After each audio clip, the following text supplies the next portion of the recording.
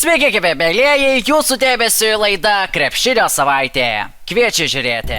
Lietuvos vyrų krepšinio rinktinė jau netrukus pradės svarbiausią metų mūšį – kovą pasaulio vyrų krepšinio čempionate. Tiesa, prieš tai Lietuvos rinktinė sužaidė dviejas kontrolinės rungtynes, kurios vyko Taivane. Rugpjūčio 19 dieną lietuviai susitiko su Puerto Riko krepšininkais. Lengva nebuvo, tačiau lietuviai savo darbą šioje dvikovoje atliko ir iškovojo pergalę 13 taškų skirtumu 93-80.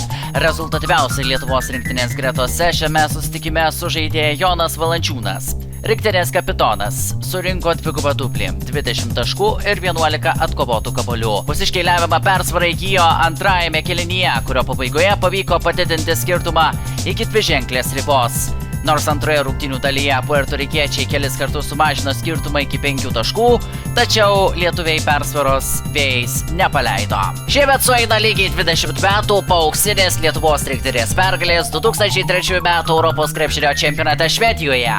Šią progą rugsėjo 21 dieną Vilniaus Avia Solutions Group arenoje rengiamos išskirtinės krepšinio rungtynės. Pastarosiuose krepšinio sirgaliai vėl turės progą pamatyti tuos krepšininkus, kurie 2003 rugsėjo iškovojo Europos čempionų titulą.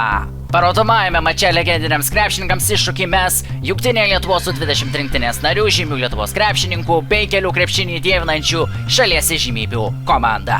Organizatoriai žada ne tik krepšinį, bet ir muzikinius bei šokių pasirodymus šviesų spektaklėje. Pelnas uždirbtas iš renginio bilietų bus paaukotas Lietuvos ir Ukrainos paramos organizacijoms. Na, o dabar keliaujame dar kartą į Taivaną, kur 2023 Lietuvos rinktinė užbaigė pasirengimą pasaulio tauriai. Paskutinėme kontrolinėme susitikime lietuviai be vargo nugalėjo latvius. Pergalė pasiekta rezultatu 93-69. 24 taškų skirtumų iškovota pergalė leido lietuviams ramia galva keliauti į Manilą, kur rugpjūčio 25-ąją laukia pirmasis mūšis pasaulio taurės turnyre.